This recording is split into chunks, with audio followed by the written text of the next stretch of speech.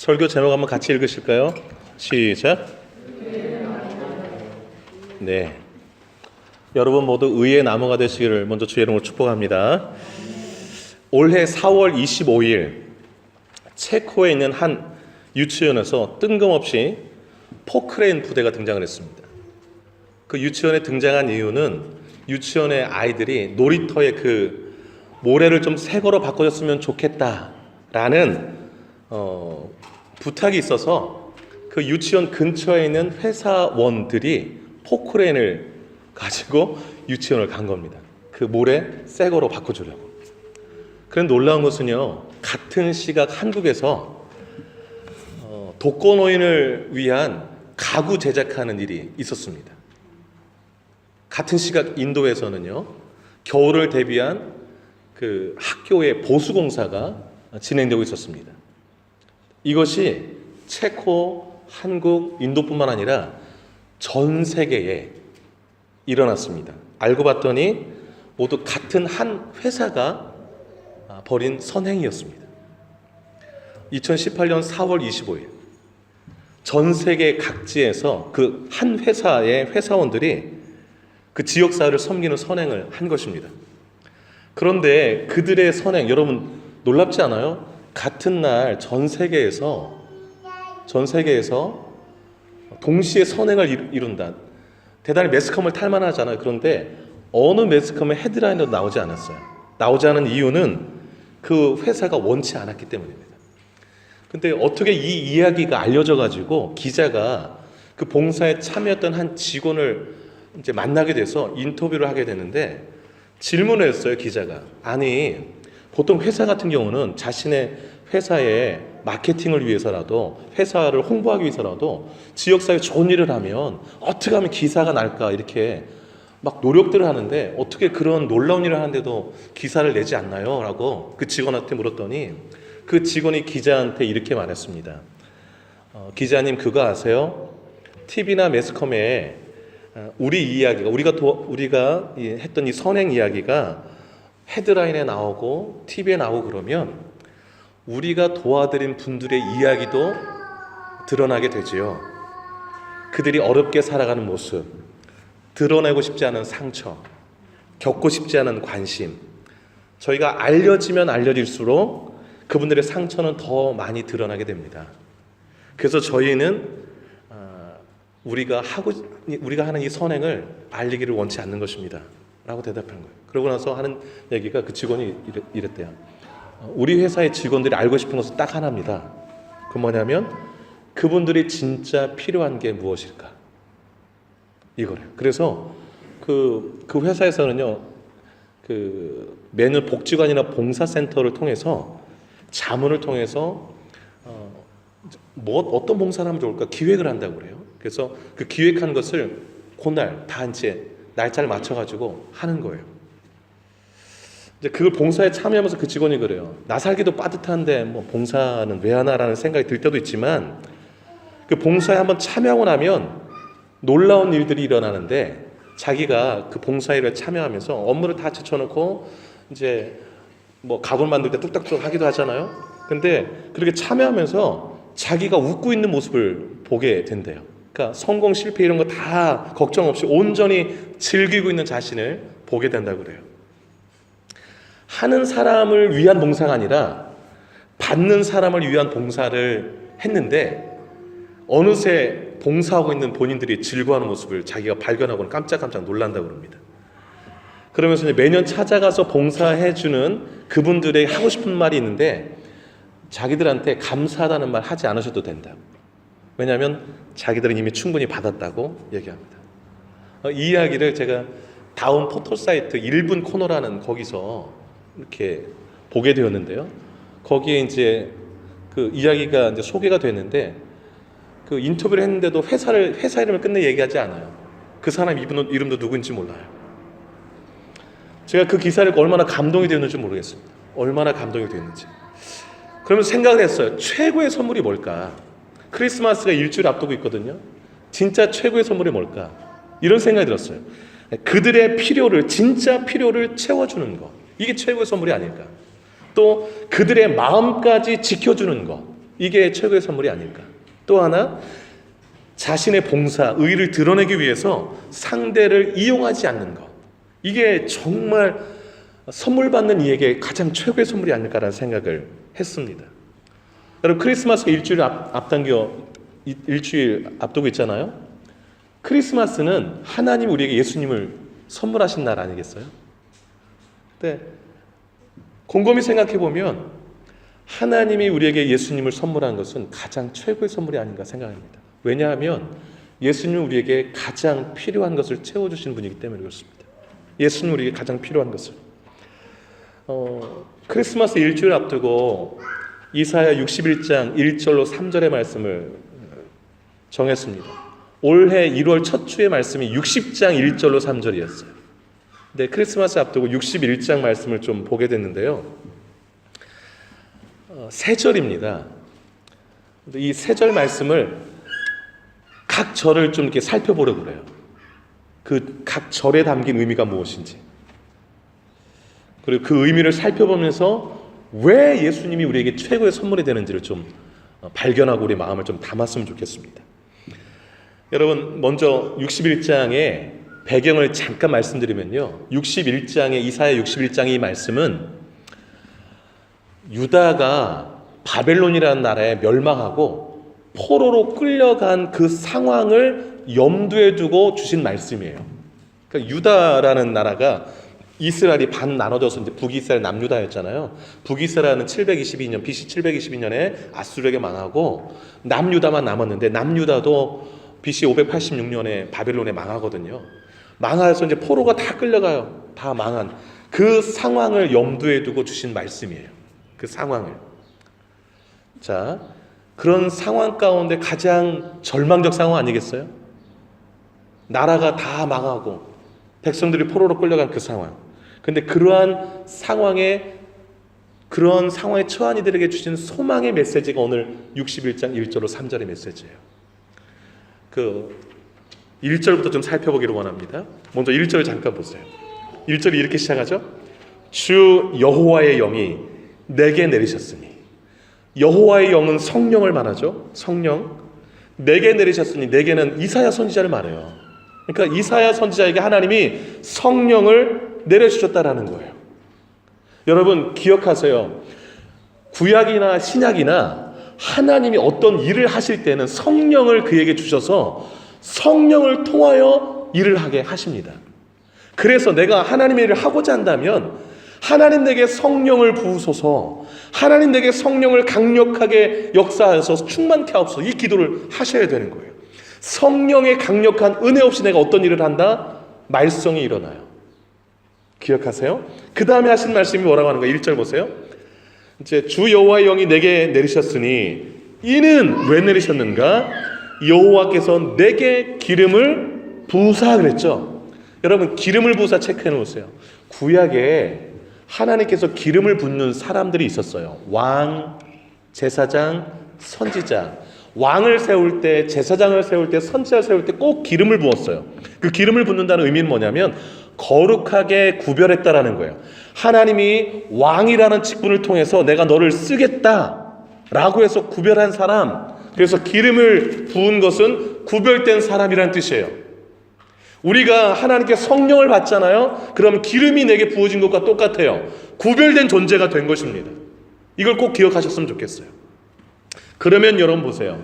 하나님이 우리에게 성령을 부으시고 하나님이 우리에게 기름을 부으신 이유가 뭘까요? 기름 부었다는 건 특별한 일을 맡기려고 부으셨다고 그랬잖아요. 그러면 이사야에게 성령을 부으시고 기름 부어서 어떤 일을 하려고 그렇게 거룩하게 구별했을까요? 이어지는 말씀 보세요. 1절 뭐라고 나와 있습니까? 기름을 부으사, 읽으세요. 시작. 가난한 자에게 아름다운 소식을 전하게 하려 하심이라. 밑줄을 그어보세요. 하나님께서 우리에게 성령을 주시고 기름을 부으셔서 특별히 구별된 존재로 세우시는 이유는 가난한 자에게 무엇을? 아름다운 소식을 전하게 하려 하심이에요. 이것은 구약이나 신약이나 동일해요. 여러분에게 주어진 사명이 무엇입니까? 가난한 자에게, 한번 따라 좀 한번 해보세요. 가난한 자에게 아름다운 소식을 전하는 것이다. 그래서 옆 사람에게 이렇게 인사하잖아요. 당신은 선교사입니다라고. 옆 사람에게 물으세요. 당신의 사명이 뭔지를 아십니까? 물으세요 한번. 물어보세요. 당신의 사명이 무엇입니까? 그럼 대답하세요. 서로. 가난한 자에게 아름다운 소식을 전하는 것이 저의 사명입니다. 네. 여러분 믿으세요? 성경에 써 있잖아요. 여러분 우리의 사명은요, 이사야나 우리나 다 똑같아요. 성령 임한 자에게는 하나님이 기름을 부으시고 사명을 주셨는데 그게 가난한 자에게 아름다운 소식을 전하는 것입니다. 여러분 오늘 본문 1절에서 말하는 가난한 자는 그럼 누굴까요? 포로된 유다 백성들이에요. 그 상황을 제가 미리 말씀드렸죠. 바벨론의 나라 망해가지고서 여러분 나라가 망했어요. 집이 다 불탔어요. 예루살렘 성 불바다 됐어요. 그래서 제 나라에도 있지 못하고 일제징용처럼 그냥 끌려간 거예요. 그 바벨론의 나라로. 얼마나 불쌍해요. 집도 없고 돈도 없고 가족 다 있고. 여러분 전쟁이 들어와서 학살이 일어났다 생각해보세요. 친척, 뭐 큰아버지, 작은아버지, 자식, 아버지, 뭐 고아들 너무 많을 테고. 그 다른 성경에 보면 바벨론이 와서 유다를 갖다가 이렇게 침략할 때 길거리에 시체들이 막 너저분해요. 집은 다 불타고. 그리고 그냥 굴비 엮듯이 엮여가지고 바벨론에 끌려가는 거예요. 얼마나 가난해요? 소망이 있을까요? 그래서 1절에 가난한 자에게 아름다운 소식을 전하라고 했는데 그 가난한 자가 누구인가가 1절에 나와요. 그 세 부분으로. 여기 보면 1절에 보세요. 나를 보내사 누구에게? 마음이 상한 자 체크해놓으세요. 이게 가난한 사람의 모습. 그 다음에 마음이 상한 자를 고치며 그 다음에 누구래요? 포로된 자 밑줄. 지금 포로로 끌려갔으니까 포로된 자죠. 포로된 자 체크해놓으세요. 자유를. 그 다음에 갇힌 자. 그 바벨론에서 오지도 못해요. 어디도 갈 수도 없어. 그러니까 여러분 그 나라 망하고 바벨론으로 포로로 끌려갔을 때 그들의 심정, 그들의 마음이 어땠을까요? 자기 눈으로 아버지가 죽는 걸 보고 자식이 죽는 걸 보고 아내가 죽는 걸 보고 아내가 그 유린당하는 것까지 보고 뭐 집이 다 불타고 완전히 그냥 몰골은 말이 아니고 뭐 질질 끌려갔어요. 그 내 나라도 아니에요. 마음이 어땠을까요? 상상이 안 가죠. 상할 대로 상하고 찢길 대로 찢기고 포로로 끌려가고 갇혀버리고 지금 그 상황인 거예요? 그러면 그들에게 아름다운 소식은 뭘까요, 여러분? 그들에게 아름다운 소식은 이런 상황에 있는 포로에서 어디 옴살달싹 가지도 못하는 그들에게 아름다운 소식이 뭘까요? 해방 아니겠어요? 해방. 이제 그 포로에서 해방되는 거, 그 갇힘에서 노임받는 거, 그 포로로 끌려간 그곳에서 다시 돌아오는 거, 자유가 주어지는 것, 그게 아름다운 소식. 야, 너네들 이제 포로 끝이야. 너네들 이제 그 갇혔다는 것이 감옥에 갇힌 거가 똑같거든요. 그 감옥의 문이 열려지는 거예요. 이제 너희들 나가서 자유를 누려. 이건 아니겠어요? 이것만큼 아름다운 소식이 어디 있겠어요? 너희들에게 이제 새로운 삶이 주어졌어. 이게 아름다운 소식 아니겠어요? 지금 하나님께서 1절에서 성령을 이사야에게 부으시고 기름을 부어서 따로 사명을 맡겼는데 그게 가난한 자에게 아름다운 소식을 전하는 거예요. 가난한 자가 누구인가? 마음이 상한 자, 포로된 자, 갇힌 자, 그들에게 가서 선포하라는 거예요. 너희는 이제 노임받았다. 너희는 이제 포로에서 자유를 얻게 되었다. 너희들 상한 마음 이제 치유될 것이다. 여러분 이 소리를 들을 때 그들이 얼마나 가슴이 벅찰까요? 무슨 소리야? 우리가 노임받게 된다고? 여러분 제가 지금 말하면서 저도 머리가 약간 쓰려고 하는데 여러분 상상을 한번 해보세요. 상상을. 그 마음은 가난할 때도 가난해졌죠. 뭐 다 잃었으니까. 뭐 소유권이 어디 있겠어요. 내가 노임받다니, 내 상한 마음이 이제 다 치유가 된다니 얼마나 좋을까요? 얼마나. 여러분 성령이 어떤 사람에게 임하고 하나님이 그를 따로 거룩하게 구별되어 세웠다면 그 사람을 통하여서 이루어질 일들이 바로 1절이 되어야 되는 거예요. 그 사람이 가는 곳에 아름다운 소식을 전하는 거예요. 내가 만나는 가난한 자들에게. 마음이 상한 자를 만나며 그를 고쳐야 되는 거예요. 그가 포로에 묶여 있다면 그에게 자유를 줄 수 있어야 되는 거예요. 갇혀 있어서 옴싹달싹 못하는 사람에게는 노인받게 되는 것입니다. 그게 어떻게 가능하는가? 이따가 말씀드릴게요. 성령이 임한 자에게 그런 일들이 일어나는 거죠. 이게 1절이에요. 그럼 2절은 어떻게 이어지는가 보세요. 2절 한번 먼저 읽도록 하겠습니다. 2절. 자, 읽어볼까요? 시작. 여호와의 은혜의 해와 우리 하나님의 보복의 날을 선포하여 모든 슬픈 자를 위로하되. 자, 이게 무슨 말인가? 2절 제가 설명을 드릴게요. 여호와의 은혜의 해, 은혜의 해를 밑줄 그으세요. 은혜의 해, 해는 그 2018년도 그 해년자 아니겠어요? 그러니까 은혜가 베풀어지는 해 이 뜻이죠. 누가 베푸신 은혜인가? 하나님. 그래서 여호와의 은혜의 해. 근데 이 은혜가 특별한 큰 은혜예요. 이 은혜의 해가 바로 희년을 말해요. 구약에서 희년, 그 영희 할 때 그 희년, 그 희가 한문으로 복희입니다. 복자 할 때 복순이 할 때 그 복이요. 복에 대한 의미가 복이 있다, 경사스럽다, 기쁘고 즐겁다 이 뜻이에요. 그러니까 하나님이 은혜를 베푸시는 그 해에, 그 해는 모든 사람들이, 그 은혜를 받는 모든 사람들이 다 기쁘고 경사스럽고 그런 거예요. 이거 왜 그런 거 아니에요? 구약에서 희년이라는 게 있어요. 하나님이 정하신 희년. 이건 뭐냐면 여러분 안식년인데 6년이라고 1년은 쉬어야 돼요. 안식. 땅도 다 쉬는 거예요. 이게 7번 돌아가. 그러면 7, 7, 49, 49년이잖아요. 그러니까 7, 7, 49 안식년 7번째 안식년 하고 그 다음에 50번째 되는 해가 희년이에요. 이 희년에는요, 내가 누구한테 빚을 졌어요. 그러면 이제 빚을 갚을 돈이 없어. 논밭 다 팔아도 그래도 빚이 남으면 몸이 팔리는 거예요. 그럼 그 사람 종이 돼요. 그러면 그 사람 종이 돼서 막 열심히 일하잖아요. 그런데 희년이 딱 왔다 그러면 아무 조건 없이 그 사람을 그냥 자유케 해야 돼요.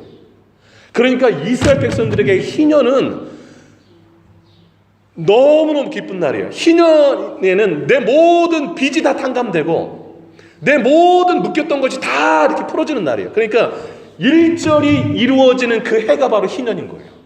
하나님의 은혜. 그러니까 유대인들에게는 이 희년 은혜가 너무너무 기쁨의 날, 경사스러운 날, 너무 감격스러운 날이에요. 지금 하나님이 포로로 끌려간 유다 백성들에게 희년을 선포하시겠다는 거예요. 너희들에게 자유를, 그 갇힌 것에서 노임을, 포로에서 해방됨을, 마음의 상처가 다 치유되는 이 기쁨을 주겠다라는 거예요. 얼마나 기뻐요? 그런데 2절 보세요. 은혜해 다음에 뭐라고 나왔어요? 우리 하나님의 보복의 날 좀 체크해 놓으세요. 은혜의 해랑 보복의 날이랑 너무 상반되잖아요. 이게 무슨 말인 거 아니? 여러분 그냥 아주 간단해요. 지금 유다 백성들을 누가 포로로 꽉 잡고 있습니까? 어떤 나라가? 바벨론. 그러면 그 유다 백성들이 포로로 이렇게 노임받는다는 것은 바벨론이라는 나라가 어떻게 된다는 걸 의미할까요? 망하는 걸 의미하는 거예요. 바벨론이라는 나라를 하나님이 보복하시겠다라는 거예요. 바벨론이 너무 잔인하게 유다 백성들을 막 짓밟고 성전을 다 파괴시키고 자신들의 힘을 과시했거든요. 그거 하나님 다 기억해놨다가 하나님이 이제 보복하시겠다는. 그래서 바벨론이 멸망당합니다. 고레스 왕 페르시아에 의해서. 그래서 페르시아 왕이 바벨론을 멸망시키고 이제 그 지역, 바벨론 그 지역을 다스리는 그 첫 해 원년에 포로 귀환을 명령해요. 그러니까 오늘 이 말씀이 그대로 이루어진 거예요. 하나님이 하신 이 말씀이. 그래서 바벨론에게는 보복하시는 심판을, 그래서 그들을 무찌른 고레스 왕이 그 유다 백성들을 포로 귀환하라고 선언하는 그 은혜가 같이 맞물려지는 거예요.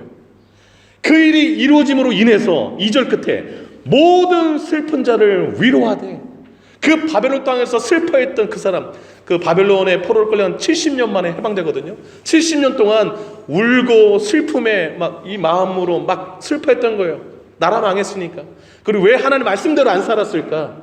그래서 성전 다 파괴됐구나. 막 그 삶이 다 눈물의 삶이 아니겠어요? 에스겔서나 그런 데 보면 그 강가에 앉아가지고서 막 울어요. 그 옛날 예배 드릴 때가 좋았는데. 이러면서 성전을 기억하면서 울어요. 근데 그 슬픈 자들, 모든 슬픈 자를 하나님이 희년을 선포하면서 위로하실 거라는 거예요. 그게 2절의 말씀이에요. 얼마나 좋아요. 얼마나 좋아요. 3절 한번 잠깐 볼게요. 3절에 이렇게 시작합니다. 무릇 시온에서 슬퍼하는 자에게 화관을 주어 그 죄를 대신하며. 여기까지요. 시온은, 저 뒤에 우리 원익 집사님 아들이 시온입니다. 시온이도 지금 같이 예배드리고 있는데, 여러분 시온은 지온인데, 여러분 시온은 뭘 말하는 거니? 예루살렘 성을 시온이라고 해요. 예루살렘 성. 예루살렘 성 안에 성전이 있어요. 그래서 시온에서 슬퍼하는 자, 여러분 지금 예루살렘 성이 폭삭 망했잖아요. 성전도 다 파괴됐어요.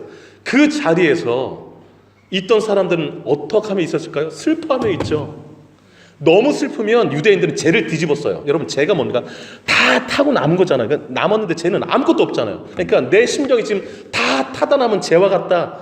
이래가지고 죄를 갖다 머리에 막 뿌리면서 기도를 하는 거예요. 극도의 슬픔을 나타낼 때. 그런데 하나님이 그 시온의 그 자리에서 슬퍼하며 회개하며 머리에 죄를 뿌리는 그 사람들에게 죄를 대신하여 화관, 꽃면류관을 씌워주겠다라는 거예요. 꽃면류관을.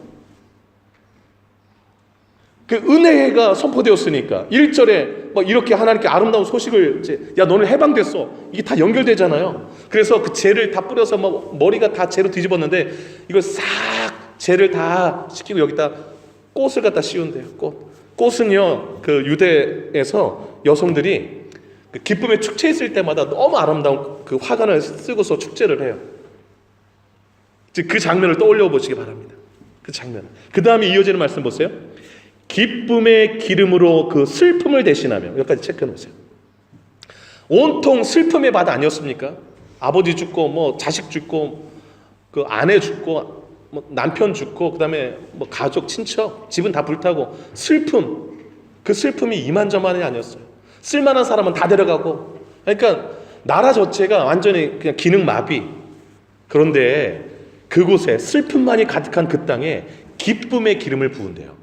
이건 뭐냐면 그 유대인들이 축제할 때는 있잖아요. 그 귀중한 사람이 오면 그 값비싼 향내 나는 기름을 머리에 부었어요.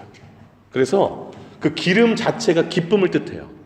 그래서 존귀하게 여기고 축제를 막 즐기도록 기쁨이 그 축제 가운데 넘치도록. 그러니까 슬픔이 가득한 그들 마음에 슬픔은 싹 사라지게 하고 기쁨의 기름, 기쁨이 가득하게 해주겠다라는 거예요. 딱 같은 맥락이에요. 그 다음 이어지는 말씀 보실까요? 그 다음에 찬송의 옷으로 그 근심을 대신하면. 슬픔과 근심은 짝이죠. 뭐 근심만, 이제 우리 어떻게 사냐, 우리나라 다 망했다, 뭐 이렇게 근심만이 가득한 그들에게 찬송의 옷을 입혀준대요. 그냥 입술에서 나도 모르게 찬송이 터져나오는 그 삶이 살게 해주겠다라는 거예요. 그 다음에 이어지는 말씀 보세요. 그렇게 해서 그들이, 거기 좀 체크해놨어요. 그들이 의의 나무, 거기 좀 동그라미였어요. 의의 나무는 의의 나무 곧 여호와께서 심으신 그 영광을 나타낼 자라. 의의 나무가 뭐냐? 하나님이 심으신 나무인데 하나님의 영광을 나타낼 사람이라는 거예요. 지금 유다 백성들은 뽑혀진 나무예요. 하나님의 약속한 그 축복의 땅에서 뽑혀가지고 바벨론에 던져졌어요. 뽑혀진 나무 다 죽어가고 말라지잖아요. 그래서 에스겔서 37장에 보면 그 포로로 끌려간 유다 백성들이 다 에스겔 골짜기에 다 마른 뼈다귀가 같다고 이렇게 표현했잖아요. 다 뼈다귀가 머리 따로 몸 따로 다 따로따로예요. 소망 자체가 없었어요. 그냥 무덤 속에 그 무덤 속에 있는 썩은 시체와 같다라고 표현이 나와요. 그런데 하나님께서 그 에스겔 골짜기에 말씀을 선포하는 게 뼈들이 막 맞춰지고, 그래서 생기야 불어라니까 살이 돋고 막 해서 큰 군대가 되는 그 환상이 나오잖아요. 근데 지금 이 말씀 보시면 하나님은 지금 뽑혀진 나무와 같은 그들을 다시 갖다가 심는데요. 약속의 땅에. 그리고 어떤 나무가 되게 해준다? 의의 나무. 의의 나무라는 것은 의로운 열매를 많이 맺는 나무 아니겠어요? 그 의로운 열매가 뭐냐면 하나님의 영광을 돌리는 삶을 사는 그 사람으로 만들어주겠다라는 거예요. 얼마나 가슴 벅찹니까? 뽑혀진 나무가 이제 하나님의 영광을 나타낼 의의 나무로 일컬음을 받게 하려 하심이라. 이렇게 3절이 딱 끝나요. 그렇다면 여러분, 하나님이 다시 갖다 심으시겠다는 의의 나무의 실제 모습은 뭘까요? 세 가지예요. 세 가지. 첫째, 황폐한 곳을 다시 일으켜 세우는 사람이 의의 나무와 같은 사람이에요. 어떤 사람이요? 황폐한 곳을 다시 일으켜 세우는 사람. 4절을 한번 큰 소리로 읽겠습니다. 4절 큰 소리로 시작. 그들은 오래 황폐하였던 곳을 다시 쌓을 것이며 옛부터 무너진 곳을 다시 일으킬 것이며 황폐한 성읍 곧 대대로 무너져 있던 것을 중수할 것이요. 중수하다는 말은 고친다는 거예요. 손으로 막 고친다라는 거예요. 여기서 강조하는 게 뭐예요? 특별히 4절 그들은 3절에 이어지는 의의 나무, 하나님의 영광을 나타낼 자들, 그들은 오래 황폐되었던 그 폐허 같은 것을 다시 쌓은대요. 다시 일으킨대요. 다시 고친대요. 이게 의의 나무 같은 사람들인 거예요. 그래서 성령이 임하고 성령의 아름다운 소식을 전하는 사람들인데 그 가난한 사람들을 다시 일으켜 세워가지고서 의의 나무가 되게 하는 거예요. 그래서 그 사람들이 가는 곳마다 황폐됐던 것을 다시 일으켜 세울 수 있도록. 그래서 그 사람들이 가는 곳마다 뭐 무너지고 깨지고 했던 것이 다시 고쳐지는 역사가 일어나도록. 이게 하나님의 꿈이에요. 교회를 통해서 여러분을 통해서 이루어지려는 꿈. 그 다음에 두 번째, 의의 나무는 어떤 사람을 말하는가? 하나님의 제사장, 하나님의 봉사자를 말해요. 둘째, 어떤 사람을 말한다고요? 하나님의 제사장, 하나님의 봉사자들. 6절을 한번 읽을게요. 6절 동그라미 하시고 읽겠습니다. 시작. 오직 너희는 여호와의 제사장이라 일컬음을 받을 것이라. 사람들이 너희를 우리 하나님의 봉사자라 할 것이며 너희가 이방 나라들의 재물을 먹으며 그들의 영광을 얻어 자랑할 것이다. 여러분, 제사장이 하는 역할이 뭐예요? 제사 드리는 거. 하나님 앞에 저 사람의 죄를, 우리가 내가 죄를 지면 구약에 제사장한테 가요. 그 재물 가지고. 그러면 제가 재물한테 손을 얹고 기도하면 제 죄가 재물한테 가는 거예요. 그러면 제사장이 내가 죽인 그 재물을 가지고 제사를 드리면 하나님이 그 재물을 이제 죽였으니까 용서를 해주는 거죠. 그래서 제사장이 하는 역할은 뭐냐면 죄를 이제 사해주게 하는 역할이 있죠. 죄진 사람을. 그래서 오늘 본문에 이방이 나오잖아요. 제사장이라 그러면 하나님을 모르는 그 이방 사람들을 하나님께로 인도하여서 세워주는 사람. 이게 제사장 역할이에요. 그래서 그 의의 나무들이 너희들이 하나님의 제사장이라 일컬음을 받을 거래요. 그 다음에 하나님의 봉사자들, 하나님이 하시고자 하는 일들을 하는 사람들이 되게 해줄 거래요. 그 하는 일들이 뭐냐면 이방 나라들의 재물 얻는다는, 이방 나라 사람들을, 하나님의 백성들을 만들어서 그들의 영광을 얻어 자랑할 것이다 라는 거예요. 즉 저 사람이 과거에 이랬는데 예수 만나고 하나님 만나고 이렇게 바뀌었다고 그렇게 자랑한 일들이, 이거 자랑하는 게 진짜 예수 믿는 사람들 자랑 아니겠어요? 돈 나 얼마 벌었다 뭐 이런 자랑할 것이 아니라. 자, 세 번째, 의의 나무는 어떤 사람을 말하는가? 하나님 한 분만으로 기뻐하며 즐거워하는 사람이에요. 기뻐하며 즐거워하는 사람. 이 사람이 진짜 의의 나무예요. 여러분 10절을 같이 큰 소리로 읽겠습니다. 10절 한번 읽어보겠습니다. 10절 시작. 내가 여호와로 말미암아 크게 기뻐하며 내 영혼이 나의 하나님으로 말미암아 즐거워하리니 이는 그가 구원의 옷을 내게 입히시며 공의의 겉옷을 내게 더하심이 신랑이 사모를 쓰며 신부가 자기 보석으로 단장함 같게 하셨습니다. 아멘. 가난한 자 같은 나, 포로 되어서 갇혀있는 나를 해방시키시고 하나님이 희년을 주시고 슬픔 다 위로하시고 제 대신 하관을 씌워주시고 신부처럼 만들어주시고 기쁨의 옷, 찬송의 옷을 입혀주셨는데 감격하는 거예요. 이걸 이렇게 다 만들어주신 분이 누구라는 거예요? 하나님. 그래서 나는 하나님만 생각하면 기쁘다, 즐겁다. 이게 10절이에요. 이렇게 사는 사람이 어떤 나무 같은 사람? 의의 나무 같은 사람인 거예요. 의의 나무 같은 사람. 이것이 하나님의 꿈이에요. 이 꿈을 이루기 위해서 하나님이 크리스마스에 예수님을 보내신 거예요. 예수님을 우리에게 이 꿈 이루시려고. 여러분, 성경, 신약 성경 누가복음 4장, 누가복음 4장에 보시면 예수님의 자라신 고향, 태어나신 곳은 베들레헴인데 자라신 곳이 나사렛이에요. 그 나사렛 회당, 오늘날 말하는 교회라고 그냥 생각하시면 돼요. 회당에 가셔서 예수님이 구약 성경을 딱 이렇게 딱 가지시더니 막 한 곳을 찾았어요. 그리고 딱 찾으시더니 읽었네, 예수님이요, 회당에서. 근데 읽으신 그 본문이 오늘 말씀이에요. 이사야. 그거 한번 찾아볼게요. 누가복음 4장 한번 가보세요. 누가복음 4장 16절 한번 가보세요. 누가복음 4장 16절 한번 읽어보도록 하겠습니다. 누가복음 4장 16절입니다. 시작. 예수께서 그 자라나신 곳 나사렛에 이르사 안식일에 늘 하시던 대로 회당에 들어가서 성경을 읽으려고 서심해. 17절. 선지자 이사야의 글을 드리거늘 책을 펴서 이렇게 기록된 데를 찾으시니 곧 18절. 주의 성령이 내게 임하셨으니 이는 가난한 자에게 복음을 전하게 하시려고 내게 기름을 부으시고 나를 보내사 포로된 자에게 자유를, 눈먼 자에게 다시 보게 함을 전파하며 눌린 자를 자유롭게 하고 주의 은혜를 전파하게 하려 하심이라 하였더라. 저를 보세요. 그리고서 책을 딱 덮으셨어요, 예수님이. 그럼 보세요. 예수님이 갑자기 이사야서 이걸 찾아서 읽으시더니 딱 덮으니까 그 사람들 어떻게 했어요? 다 예수님 쳐다보죠. 뭔 말 하시는가. 그래서 그 다음 절 한번 보시겠어요, 여러분? 그 다음 절 한번 읽어보겠습니다. 시작. 책을 덮어 그 맡은 자에게 주시고 앉으시니 회당에 있는 자들 다 주목하여 예수님 다 쳐다봤어요. 그때 예수님이 첫 마디가 그 다음 절에 나와요.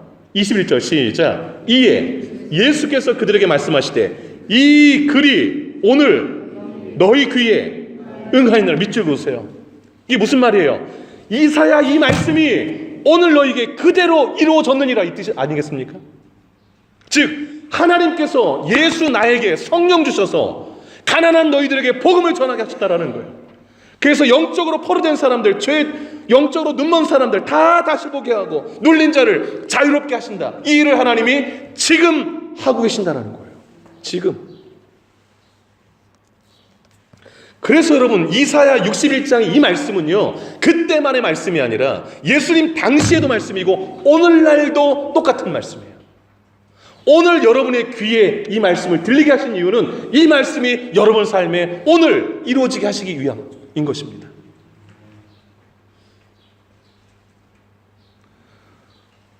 그 사람들이 어떤 반응이 했냐면 22절 잠깐 볼까요? 그 다음 절. 그들이 다 그를 증언하고 예수님을 증언했다라는 거예요.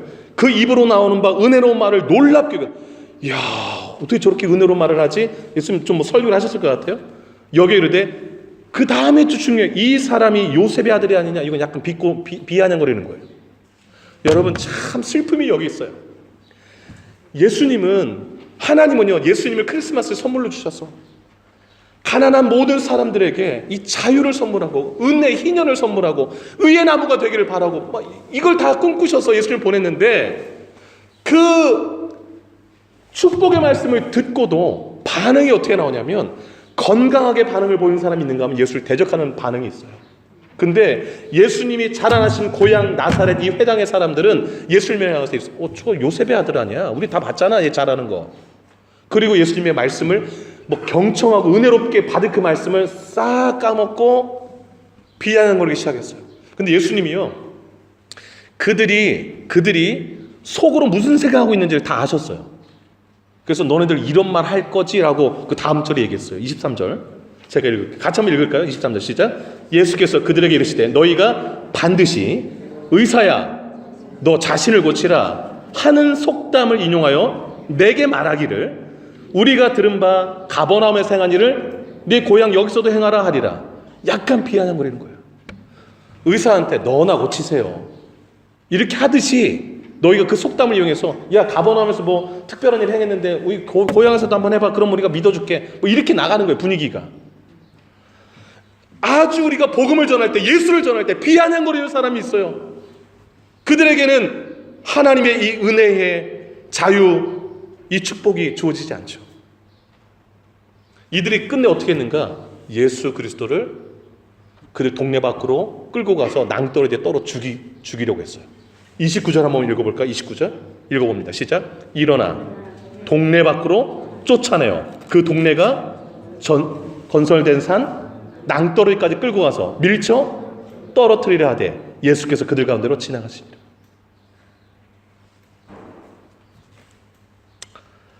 여러분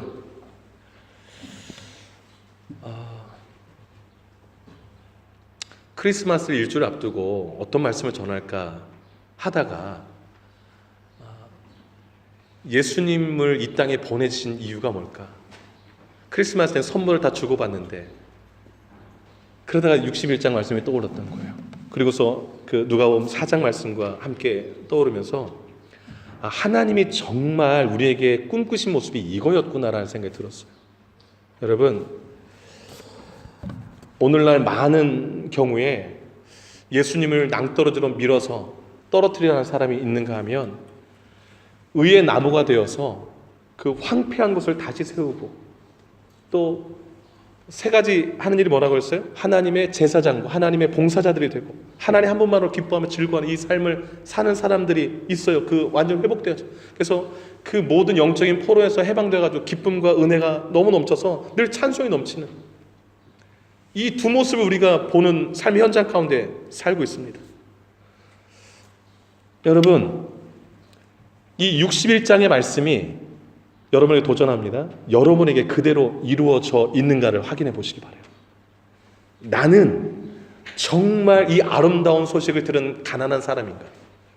그래서 이 내 마음 가운데 기쁨이 가득 넘치고 찬송이 넘치고 내가 의의 나무의 모습으로 살아가고 있는가? 이 모습을 한번 살펴보시기 바라요. 그리고 하나님이 정말 예수님을 보내셔서 성령 주셔서 하시고자 하는 그 일들이 무엇인가를 떠올려 보시기 바라요. 내 주변에 눌린 자, 포로된 자, 갇힌 자, 상처받은 자, 그 사람들을 다 변화시켜서 의의 나무들이 되게 해서 하나님이 그들에게 참된 기쁨과 새로운 삶을 주고자 하는 게 하나님의 뜻이고 하나님의 꿈입니다. 그래서 하나님은 그 이사에게도 성령 주셨고 예수님에게도 성령을 주셨고 그 다음에 예수님의 12제자를 포함해서 120명에게 성령을 임하셔서 사도행전에서 그 120명이 나가서 이 아름다운 소식을 전했어요. 그러자 많은 그 눌려있던 사람들, 포로된 사람들, 그 상처받던 사람들 다 낫는 역사들이 일어났어요. 중요한 것은 그 성령이 오늘 여러분과 저의 마음 가운데도 하나님이 주셨다는 사실이에요. 여러분 모두가 가난한 모든 자에게 아름다운 소식을 전하는 의의 나무가 되시기를 주의 이름으로 축복합니다. 여러분이 가는 곳마다 황폐한 곳이 다시 이렇게 세워지고 고쳐지는 역사가 있기를 소망합니다. 하나님의 제사장, 하나님의 봉사자로 쓰임받기를 소망합니다. 하나님 한 분만으로 기뻐하며 즐거워하는 의의 나무의 삶을 사시기를 주의 이름으로 축복합니다. 기도하겠습니다. 하나님 아버지 감사합니다. 성령 주셔서 기름 부으시고 아름다운 소식을 전하는 자로 세워주심을 감사합니다. 하나님 우리들이 가는 곳마다 가난한 사람들에게 복음이 전해지는 역사가 있게 해 주옵소서. 우리 주변에 눌린 자, 상처하는 자, 포로된 자 너무나 많습니다. 그들에게 예수 복음 전하여서 그들의 삶에도 희년이 찾아오게 하여 주시옵소서.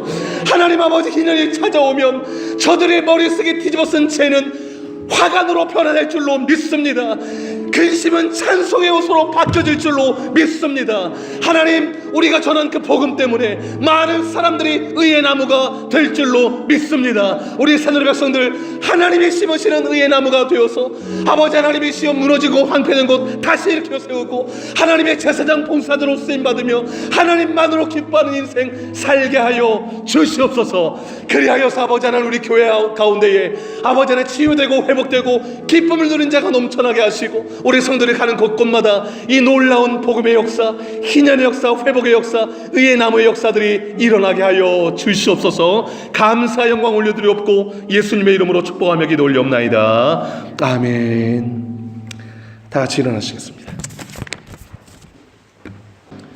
이제는 우리 주 예수 그리스도의 은혜와 하나님 아버지의 크신 사랑하심과 성령의 위로교통 충만 역사 인도하심이 성령 받고 기름 부음 받아 아름다운 소식 전하는 자로 세워져 만나는 가난한 모든 사람들에게 기쁨의 소식, 아름다운 소식, 예수 복음 전파하여 만나는 모든 사람들 의의 나무로 세우기로 결단하는 의의 나무의 삶으로 일생 살아가기로 헌신하는 이제는 모인 주의 백성들 머리 위에 남은 생애 위에 이제로부터 영원토록 함께 계시기를 간절히 축원하옵나이다.